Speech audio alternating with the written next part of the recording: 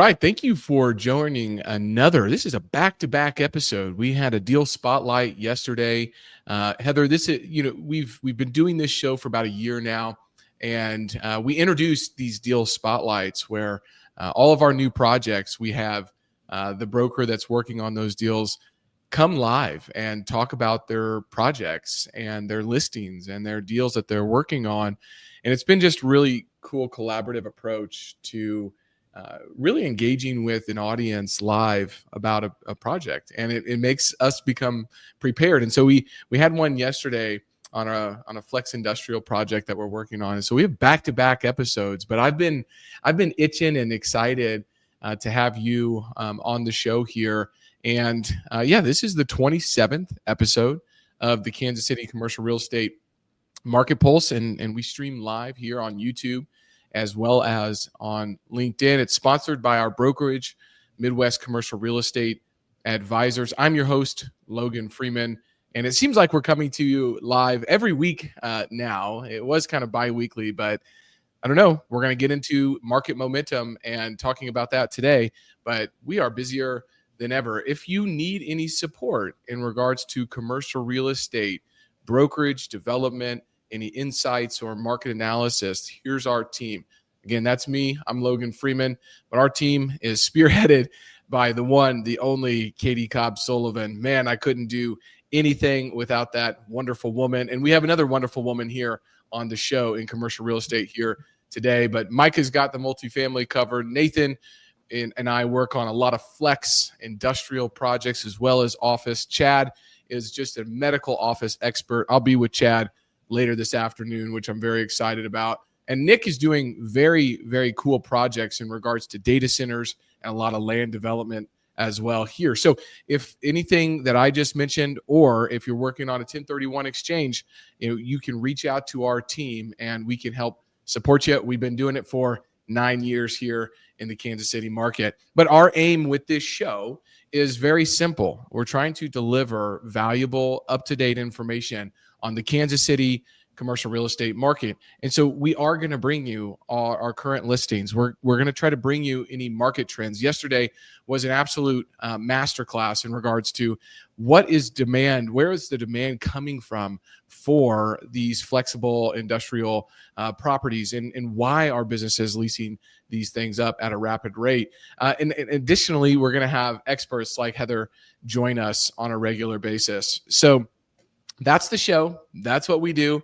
I am so excited to interview and have Heather Ewing on the show today. She is the founder and CEO of Abstract Commercial Real Estate and brings over 40 years of Madison area insights to retail and restaurant brokerage. She's a thought leader. I mean, we would have a whole show just going through your bio here. So I'm not going to steal that show. I'm going to let you talk us through that. But just know that Heather is an expert in triple net leases, in sales and investment deals all across Wisconsin. She also serves as the 2024 president of both the CCIM Wisconsin Chapter and Commercial Brokers Group Board, and she's a sought-after national speaker. So, wow, she's here on our show here today, which is so incredible. So, Heather, first and foremost, thank you for being here and sharing some time with us and with our audience today. How are you doing?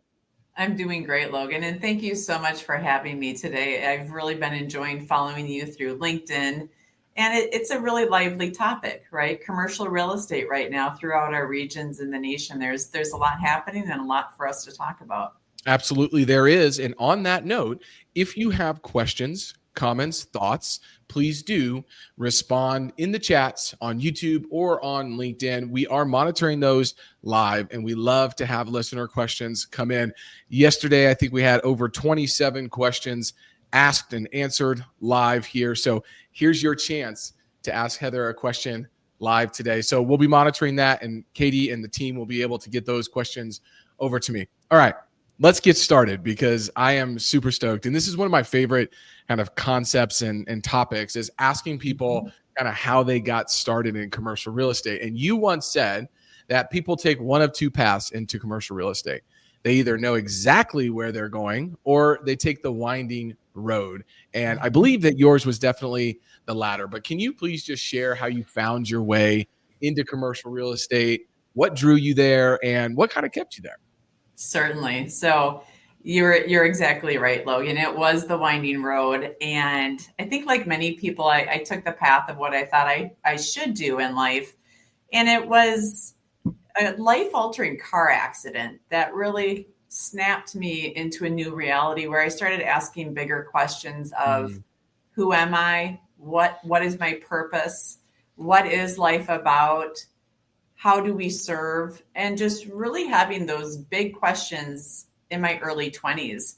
And I ended up spending 11 years in operations management, so overseas buys, toolings, negotiations, electronics, all the different facets. And I found myself just feeling dead inside. And I also realized that we have a choice in life. And I thought it's much easier to make that choice when you're younger. I think it's always possible, but I thought, let's start looking into it now. So I did pursue various entrepreneurial pursuits of the arts, which I've always loved, fitness, training, all of those different things. And a guy I was dating was like, oh, you have to meet my friend. He's a commercial real estate broker. So that's how I got into it, talking with different brokerage firms. And one said retail and restaurants. And I thought, oh, isn't that beautiful? I've always loved shopping. I've always loved eating. I can do this. So I started without a book. I was self-funded. And I think it's a premise that's lived throughout my entire life is being very resourceful. And also when I decide on something, I give it 200%. There's always going to be obstacles, and it's asking powerful questions and also just really putting the time in. And I knew that it would bring me to where I wanted to be. And so that's how I really transitioned from 2 business degrees in operations to commercial real estate. And that journey all began in 2010. Okay, excellent. Well, I'll tell you this: my wife and I definitely have the eating and shopping component taken care of. Mostly for me on the eating side. Right. She's a great cook and loves food herself, but she takes care of the shopping for both of us. Sweetie, I love you. If you are listening, which I know you're not, so you'll never hear this, but I just want to put that as an asterisk there. That's a great way to kind of put this 200%, right?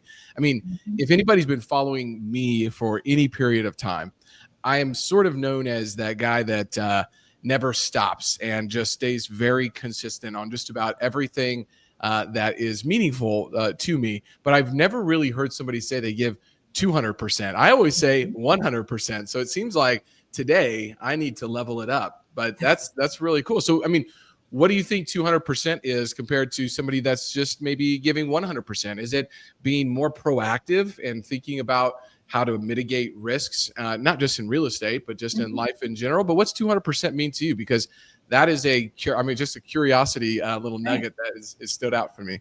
Sure. I see it as expanding out. So it's all with the vision. And I think that correlates to my accident in the early years of really taking a step back.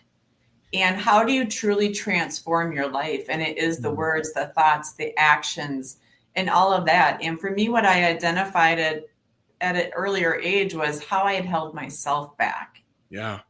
And that's something that I think we receive those little nuggets, right? As we continue along the path of, wow, my mindset here, it was upgraded compared to a few years ago, but wow, I'm making even bigger advances in the next 5, 10. So I think it's really integrating your vision, mind, body, spirit down to the cellular level of, am I fully in this? And how do I need to evolve professionally, personally, spiritually, and otherwise to just really give it all and not only transform my life, but every person I touch, every client, the community. How do I create those ripples that I'm meant for? That is so well said. And I I can hear the wisdom as you're speaking. I am an avid reader. I'm an avid listener to folks like Dr. Joe Dispenza. Napoleon Hill was very, very instrumental in my life, still is. And Dr. just John Mitchell. I don't think he's a doctor, but John Mitchell kind of wrote this book called The Missing Secret, which is the other half of Napoleon Hill's Think and Grow Rich, which I think is fascinating. But I've been on this journey for the last 6 or 7 months about thinking about, well, if we have 60 or 70,000 thoughts per day and 90% of them are from the past, then you're waking up and you're kind of operating out of a survival mode. But how to flip that from survival to more of this creation and abundance mindset, right? And he's kind of come up with this methodology that's about 12 minutes, and I just listen to it every single morning. It's something that I've written utilizing his methodology, but it's been very eye-opening, which I think is a really great segue kind of into what I wanted to talk with you about next, which is kind of your first exposure, which came from your work in retail and restaurants in downtown Madison.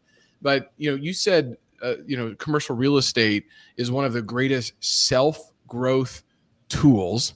And one of my mentors, I've never met him, never talked to him, but I call him mentor. His name is Ed Milet. Many of you probably follow and understand what I'm talking about. But Ed Milet talks about entrepreneurship and business ownership being one of the greatest self-mastery and self-growth tools, with the potentially, the highest price tag, both beneficial and tough. But I love that you said this. What did you mean by that when you said commercial real estate is one of the greatest self-growth tools? Because that really stood out to me. Right. Thank you. When I look back, so I got into real estate in 2010, commercial in 2014. I think of who I was, how I thought, how I processed things, how I handled if a deal fell through, some of the different challenges in various deals. They can go months, years, that type of thing. And I think with commercial real estate, because the stakes are so high, that it can be very painful when you do make mistakes. And of course, they're there to set you up and that you can grow from, but you don't forget them because they cost you not only personally, but also financially. Yeah. And so with that, you learn rapidly, and you also don't repeat mistakes, or at least I hope not. Yeah. So in that sense, it is an amazing self-growth tool. And I think when you look across the world, right, amongst various investors, brokers, anything, it's really up-leveling how you see your mindset, your health, all these different things, which then funnel into our commercial real estate and really allow us to grow and to succeed. So when I look at it from that big framework, it's the most amazing self-growth development tool I've experienced. And I think many others would agree. Yeah, and I definitely agree. I mean, my post today on LinkedIn was all about winning or learning. And if you do that, then there is no failure. And I stole that from, I'm sure, somebody else that I listened to at some point. But I talked about a project that, was a big deal. We had it under contract, and one thing happened, and, the deal was gone the next day. And I mean, 4, 5, 6 months worth of work is now, just rapidly vanished. And it's very difficult. And that it really takes, I think, not just in commercial real estate, but if you're in that type of industry and or production capacity, the power of a positive mindset, because it's easy to get down and it's easy to get negative. And how do you elevate that thinking on a regular basis? And maybe if I get people reaching out to me, I'm sure you do as well, on LinkedIn, and we'll get to some of the questions that I've already had sent to me here at the end. But I think this is a good component here is, if you're talking with somebody that might be newer in their career and they're kind of going through some of those challenging times and or having some hard times in regards to getting their business up and going, how do you stay positive when everything around you seemingly is negative? Right. Again, it's taking note of the bigger picture. And it's easy to get stuck into the minutia, different emotions. And I think also as brokers, investors, that we hold the energy for the deal. So you're going to see different personalities. Some might work well together. Others are going to clash. And it's really, again, eye on the prize, taking that step back and hearing people. But also a lot of it is reading between the lines. What are they saying verbally? What are they saying non-verbally? And I also think you really have to implement a creative strategy for negotiations, because with the market, with the ebbs and flows, it's not cookie cutter. You're not just doing deals. They're not closing in a few months. Deal time is further out. Construction times are further out. Dollars are all increasing. And something that I really like to implement too, Logan, is the physical component. Yes. And for me, that is just as integral as everything else, because I think whatever we're putting into our mind, body, spirit is going to come out when we are in relationships, in our careers. And if you are sleeping well, if you have your morning, evening rituals, if you have God's spirit, whatever you believe in, and you're also bringing that consistency and the physicality, when you overcome those little things that felt hard, or when you wanted to quit on a long marathon training run and all these different things, it sets you up for success. Oh, man. And you're like, I already overcame that early in the day. I started it with the right mindset. And now it's just taking the next step, the next step, and the next. Go back, rewind that, listen to that 100 times. We hold the energy for the deal. It is up on the screen. We hold the energy for the deal. Prime example of this, I was running the other day. I've ran a marathon, okay, but I'm an ex-offensive lineman, and so I have done a marathon, a full marathon and many half marathons, but I was out on a run, and I was going to meet some guys early in the morning. About 0.7 miles into my run, I rolled my ankle, and this is about a 7.5 mile run. And I had this little moment where it was like, okay, yes, I just rolled my ankle. It's not too bad. I'm still running on it. It's okay. It's sore, but I could just walk back home and text the guys and say, hey, I'm not going to be able to make it today. But something inside of me said, you know what? I think you can push through. You're not physically going to be at any risk. My ankle is fine today, and that was just on Saturday. And it was just that little win for the day.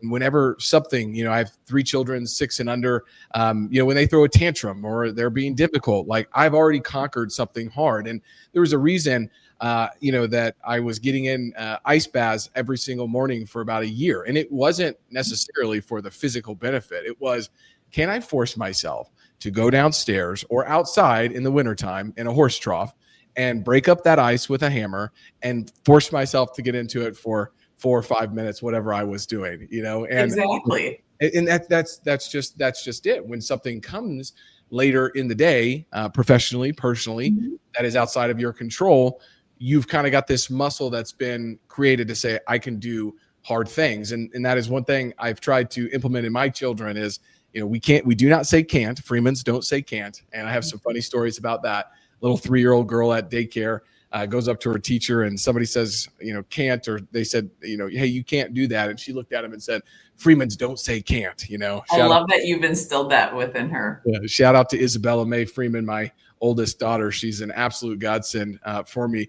But just thinking about that methodology and that framework is really important. And I always tell people, like, there's a reason I'm a little bit of a fanatic about my health is because, Oprah, when I read her book early on in my career, she said, you can't give what you don't have.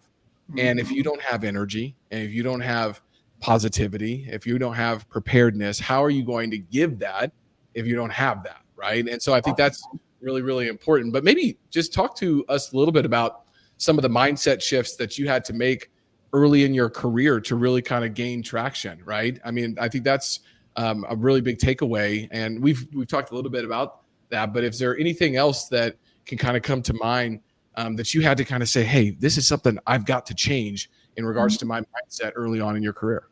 Definitely. Something I want to tag into before I go into that was when you were sharing about your run, the 7.5 mile and tweaking your ankle. I wanted to really highlight the discernment you used. And that is something that is integral to carrying any deal, right?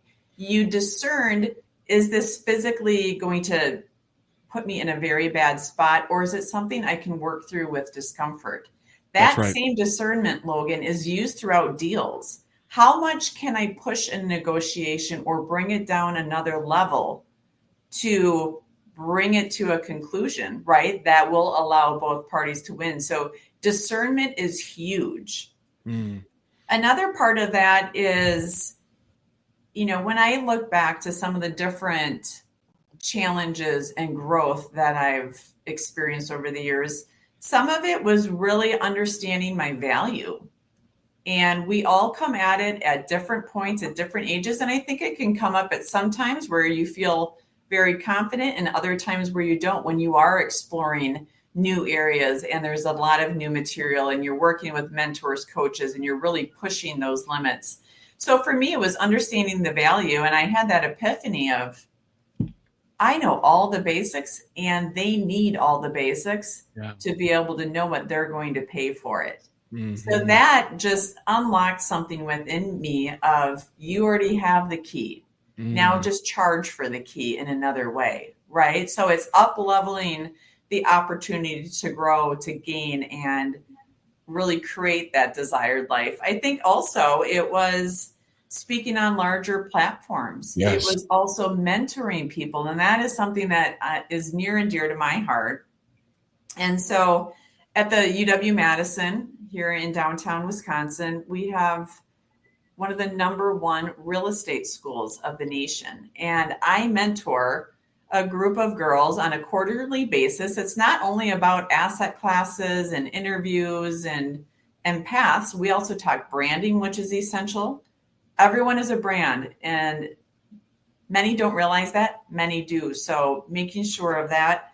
Also integrating fitness. That's how you're going to perform at a higher level. And also, like you said too, doing the hard things sets you up to succeed. And the more energy you have, the more you can give. And I don't remember who had said it, but when you lose your health, that's your only focus. That's right. And that's why I learned at an early age, again, going back, that your body is a temple. And we need to nurture it both mentally, physically, spiritually, all of the different facets, because we're not siloed.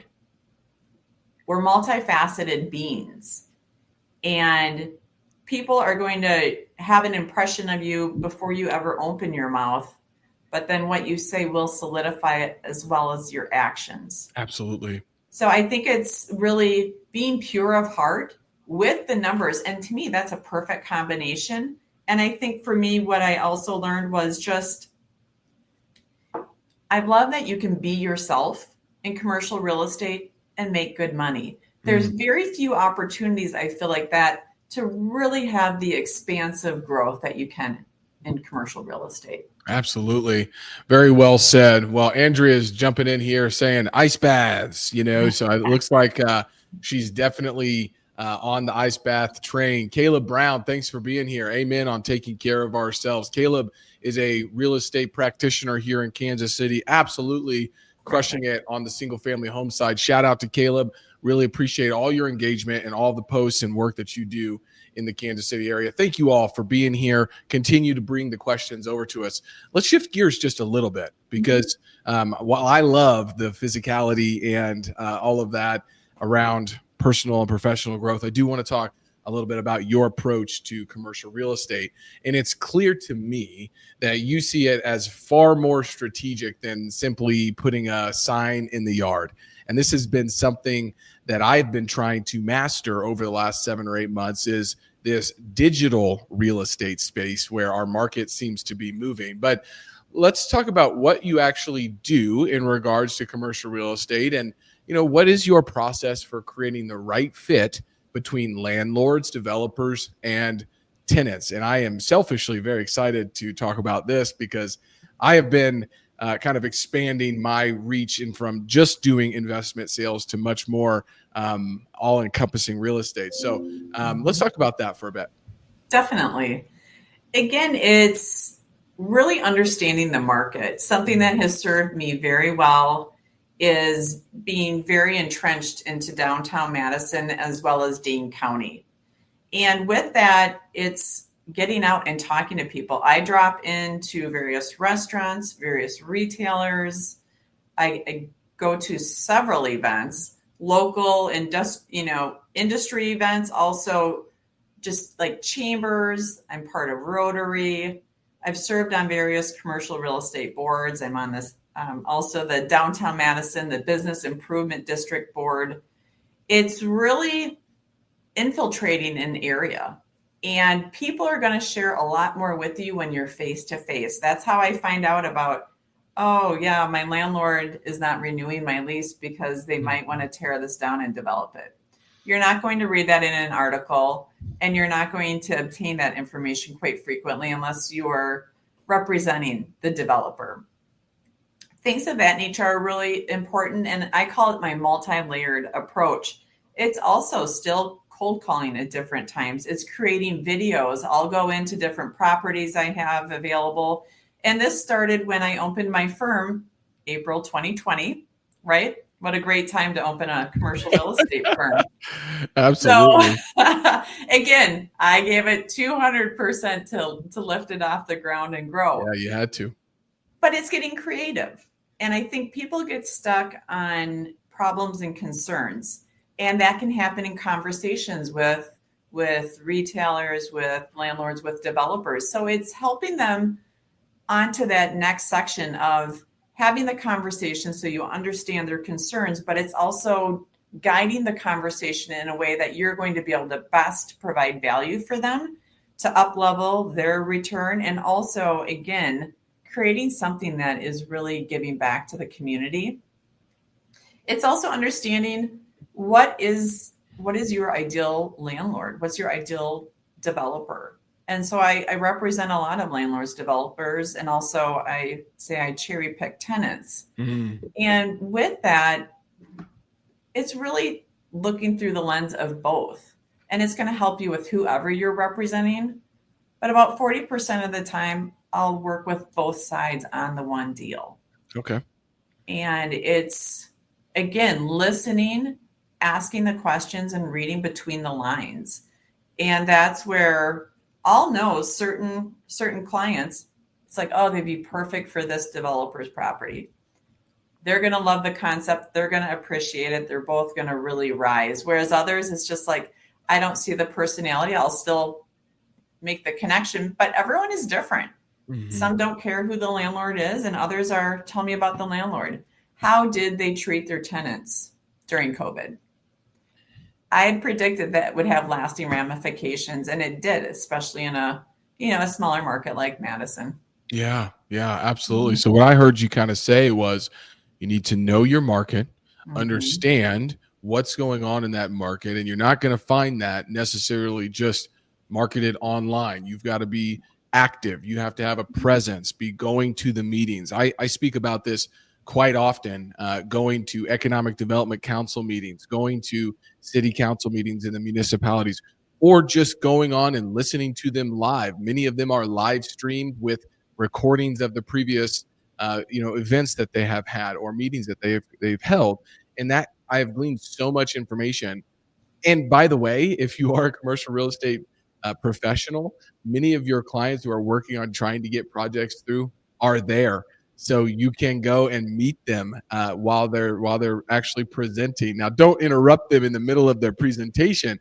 But hey, if you're showing up saying, "Hey, I'm here trying to figure out what's going on. I'm working on this project. I just noticed that you've got a new proposed project. Let's collaborate." Like, that is a really great place to be that. So knowing your market, having an active presence in that market, and understanding what's going on in that market outside of just the headlines that you might be seeing. Did I capture that correctly?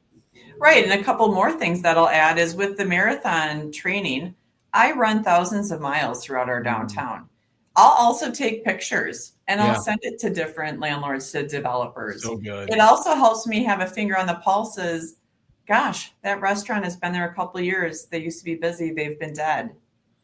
And then too, maybe I'm representing a restaurant. I'm like, I'm going to reach out to the landlord. How is their tenant doing? Is the tenant current on rent? Sometimes the tenant wants out. They're in over their head. They had the dream. Maybe they did well with the initial success, but they're not anymore. So it's also really utilizing that creativity. And something else that I've done is for different developers that I did want to work with. When they have an RFP in for a new development, I reach out. I attend some of those city meetings. I have also spoke on behalf of what bringing the size of retail and restaurants that they want to bring to that development within the community. So I'm speaking on their behalf, not officially, but I'm there and I'm putting in that pre-work, if you want to say. Yes. And that's something that a lot of people wouldn't want to take the time for, or they wouldn't want to do the research and the reach out. But those are little ways of, again, it's providing value. Don't ask them, right? They get asked all the time. Provide the value and then show how you can help. Yeah, man, we're so similar in that light. And many folks that I work with on a regular basis sort of think about working with me like, hey, you've already thought about 3 steps ahead. And it's like, because I know what's going to be a challenge and we're going to bring that up now, never split the difference. Chris Voss in that book, if there is a feeling or something that needs to be spoken, get it verbally out there. Yes. This is something else, Heather, that has been fascinating with me this year. The assumptions that I make internally versus reality are so far off. And so I've done a couple things to try to combat that, right? Number one is over communicate and communicate again and communicate again. I think Aristotle said, you tell them what you're going to tell them, you tell them, and then you tell them what you told them, right? And it's like, I feel like I'm repeating myself a lot, but you sort of have to do that when you're in the negotiation and communication business. But the second thing would be really focusing on making sure that what I'm assuming is what they're assuming, because wow, that has been pretty widely different in regards to some of the deals that I've worked on this year. I do love the fact that you said, being able to get out there, you run thousands of miles in the downtown area. That's just impressive by itself. I'm over here trying to get 15 or 17 miles in a week, That's great though. That is great.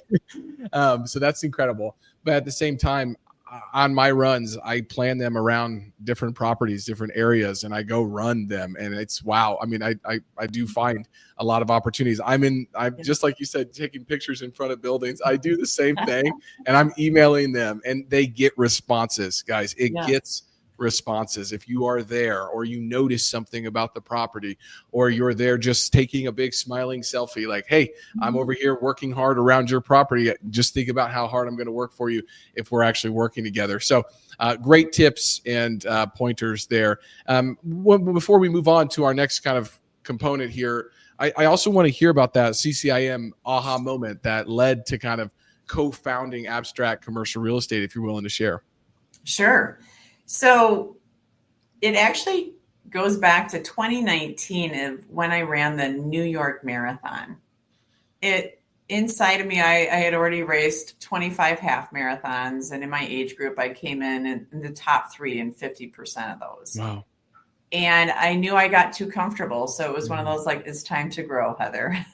Yeah. So I had ran my initial in, 17 years prior, hated it.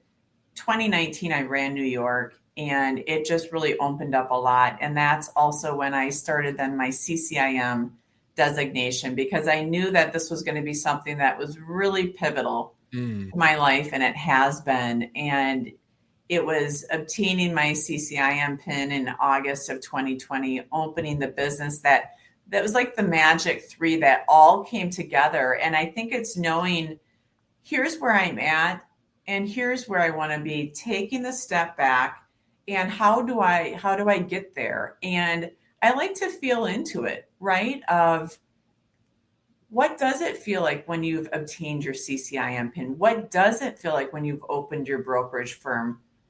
How are you going to serve differently? How are you going to help people in a different manner? And feeling into those different aspects. Yeah. And I think that guides you in your decision making. But it has just opened my world to an amazing group of people, additional learning, insights, access to different resources, and of course, giving back. And I think that's one of the things I love about growth is we all love learning. We see where we were, where we're going, and you want to give back, because we've all been that person at some point in life that was just struggling. And if you just had that next step, that helping hand, it makes all the difference. Absolutely. 100%. Well, hey, I got to show this again. Caleb is saying, writing that idea down for selfies in front of potential properties and listings. That's brilliant. It Yes. absolutely is. It's fascinating, and you'll probably find some properties that you will not find sitting in front of your computer screen. It's not really driving for dollars. It's more running for dollars, so to speak. Right. And you can be healthy while you're doing it. So there you go. If you don't take anything away from this today, take that away, because combining that physicality with your business is really cool. Hey, here's another one on that too, Logan, is from the videos, the properties, right? Because you know what aspects people want and need. Mm-hmm. I was on a plane coming back from ICSC, coming back from Vegas, the big retail annual event. I was waiting for the restroom. Someone heard my voice. Heather. We had never met. So I ended up representing a large regional retailer because of that. That's incredible. Like, I've been following you on LinkedIn for the past year plus. I love your content. You really know the area. You know what you're doing. So that also, taking those selfies with the properties, talking about the properties, the area, providing value, it does deliver for business. Absolutely does. That's so cool. Mm-hmm. I meet some folks, and this is their first impression. You're a lot larger than I thought you were. I don't know why that's always their first impression. Man, you're a lot bigger than I thought. But number two is I feel like I know you. I've been following, listening, and that's kind of goes back to that brand, which I think is a great segue here. Abstract has such a unique brand, art forward, strategic, client focus. Where did that vision come from? Definitely. I have always loved the arts, and I oil painted in high school many years ago. And after my car accident, I did have an art business where I would commission oil paintings for large, high-end residential. It would also be commercial, financial industries, but then also exhibit throughout various hospitals, lenders, parade of homes, things of that nature. So I carried it forward with the creative approach. This is actually one of my pieces behind me. Yeah. And it's 6 feet by 4 feet. But it's one of those, you're telling a story, especially with commercial real estate.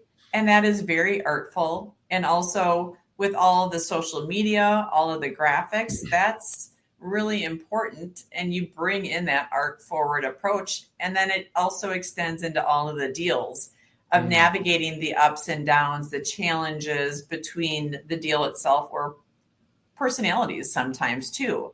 So it's seen through the creative lens. And that's just how I've really envisioned life and also commercial real estate. And I think it's something that I really enjoy, and people appreciate a fresh approach.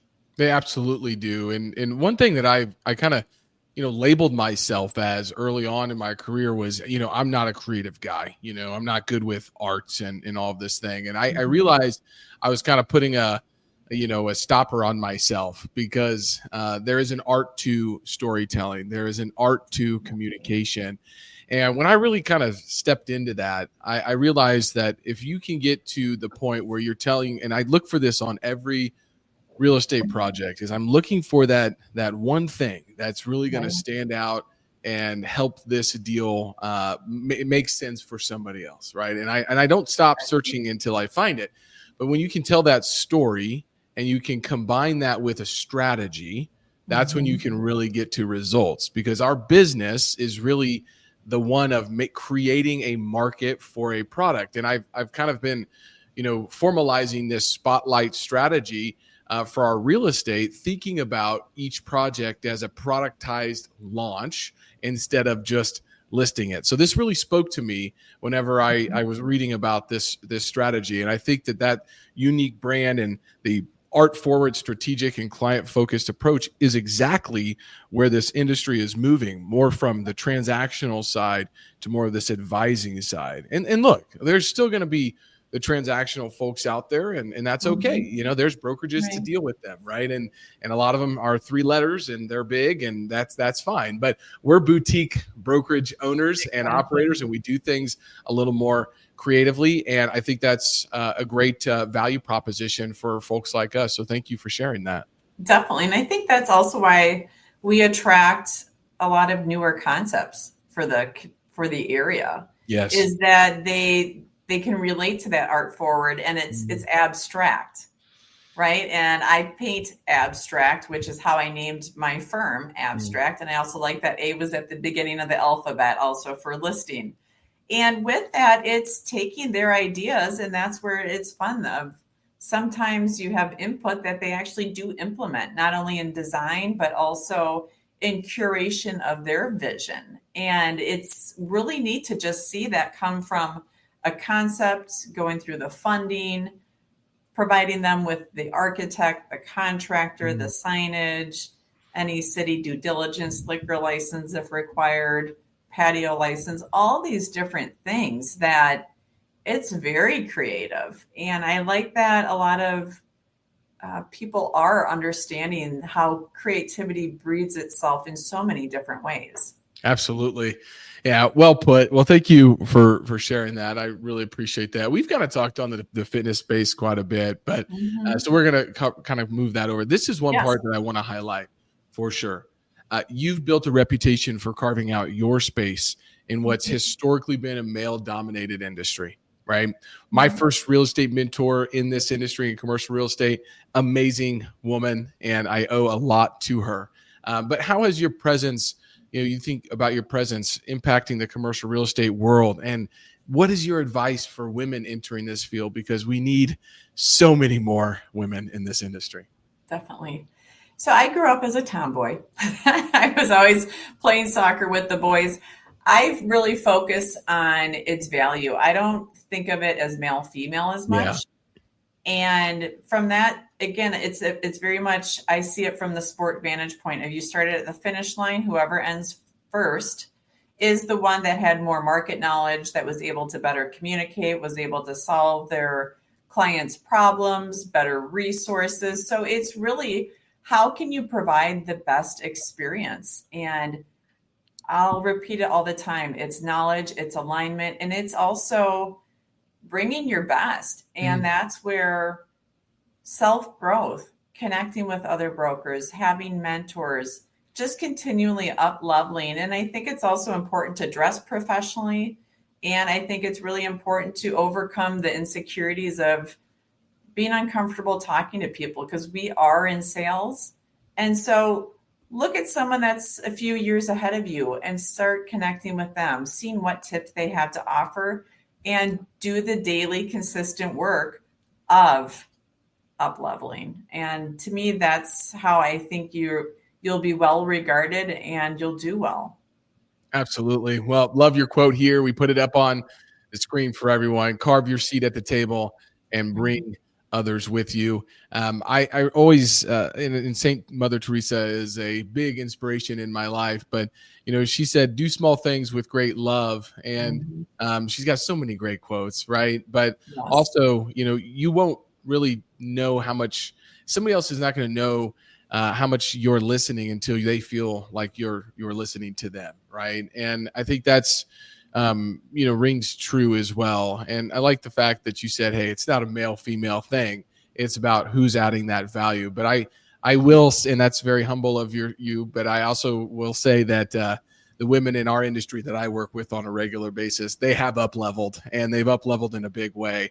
And I love, and I tell Katie that on my team on a regular basis is like, you got to be around me 99% of the time, because yes, it's just a different perspective. It's a different level of service and frankly, just great communication, and it's so much needed. And man, I just can't wait to hopefully see more and more women enter into our industry and continue to reshape and bring those different values and perspectives to the table, because it's so important. So thank you. I agree. And one other thing I would add to it too is I think one of the interesting things is also sometimes I think it's to our advantage, because when you sit down to the negotiation table, I think sometimes if you have two guys, it can be kind of like, who's alpha? And I don't feel that you have that in male-female negotiations. Yeah. I think it can be a little bit more collaborative as a result. So I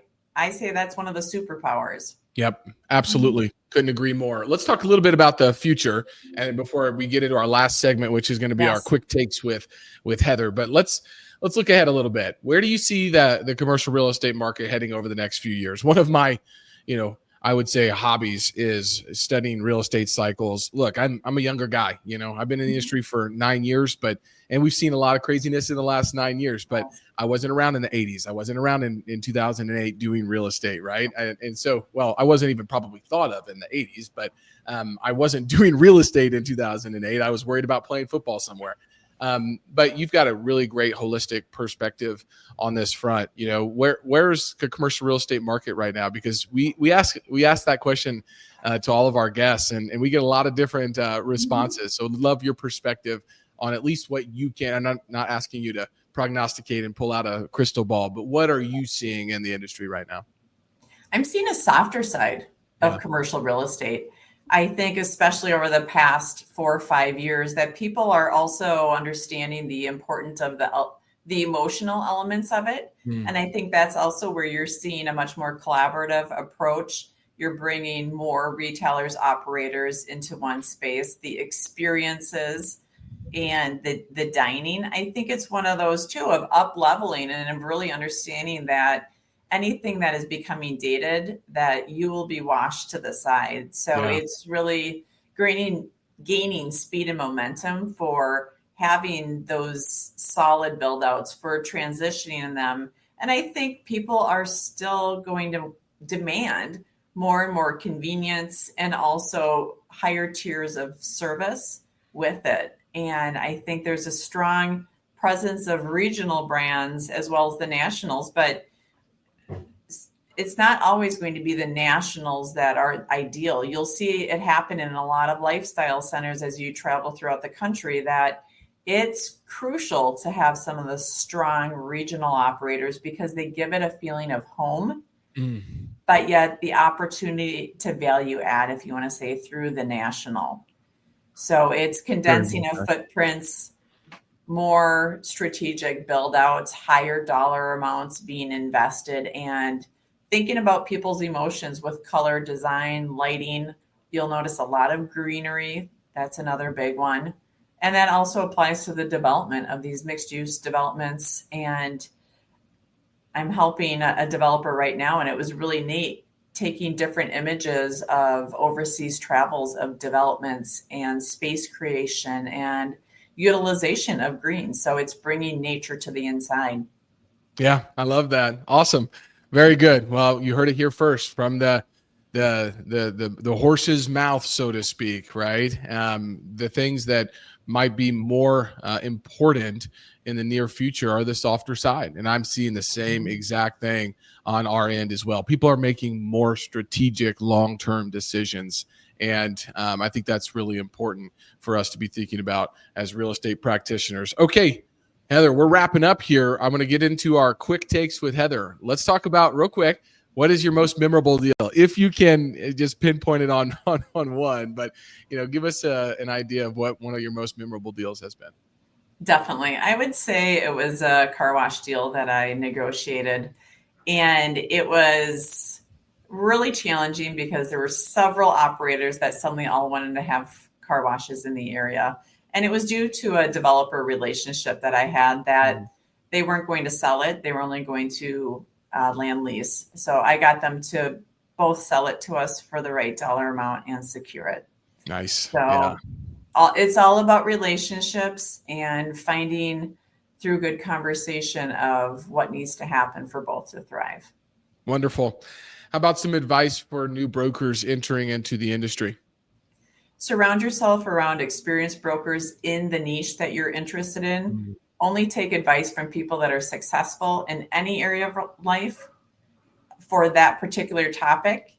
And also get uncomfortable. It's going to be a daily experience, but as you overcome that, really build your tool belt so that you can handle it successfully and give back. That's great. You catch what you're close to. And that is something that is so true. And many people say that, you're the product of the 5 people you spend the most time with. And I think there's some truth to that for sure. But I think that it can be intentionality around catching what you're close to. And, I just push back on the quote a little bit because I say, well, I'm not necessarily surrounding myself with Ed Milet and Joe Dispenza and John Mitchell on a, face-to-face basis, but I am on a regular basis listening and hearing and embodying Jocko Willink and David Goggins and all of my favorite folks. But definitely catch what you're close to. Keep yourself around those folks. Okay, fantastic. Your favorite quote or mantra that you live by? Live fully. And that stems back to my earlier car accident that life is a blessing. Our bodies are temples, and you're not meant to exist. You're meant to live fully. That is so beautiful. I mean, the real estate company, my holding company, is called Live Free, and it's very similar to that. It's, want to live free in regards to any type of constraints that the world or yourself is putting on you. And there's a lot of fully embracing the live fully mentality there as well. Last thing, if you could leave listeners with one piece of advice about up-leveling their life and their career, what would it be? Feel into who you want to be and work at that in a multidimensional level, from your morning, evening routines to who you're spending time with, and also know that you're worth it in every step to overcome those hurdles, and they're there to help you grow and to excel. There's a reason that you're on the national stages. My goodness, just very well said. Okay, Heather, where can people follow you and Abstract Commercial Real Estate? Sure. LinkedIn is a great resource. Heather Ewing, CCIM. You'll see the little runner on there. Also, abstractcommercialrealestate.com. Wonderful. Well, Heather, thank you so much for being here and for sharing so many great insights with us today. Thank you for having me, Logan. Absolutely. You can follow myself, find us at mwcreadvisors.com. I'm on LinkedIn as well on a regular basis. This has been another episode of the Kansas City Commercial Real Estate Podcast, special episode. And I will tell you, Heather, just because the little thing up here says zero visibility or the zero thing, my LinkedIn is showing me very different. So I haven't figured that out. If somebody is a StreamYard expert, please do reach out to me because I'm at the very periphery of that. But just know that there was a lot of listeners here today. I know you added a lot of value. You're getting a lot of love. I'm watching it on LinkedIn right now on my phone. So thank you for being here. And thank you for sharing today with us. We'll be back, I'm sure, next week or the week after with another episode of the Kansas City Commercial Real Estate Market Pulse. Go follow Heather. She's a wealth of knowledge. I feel like we're kindred spirits. We have very similar viewpoints, and I'm excited to continue the conversation. So Heather, thanks again for being here. Logan, thank you so much too. It was a true joy and pleasure. Thank you all for joining in, and thank you for your comments and your questions. We very much appreciate it. We'll see you next time. Bye.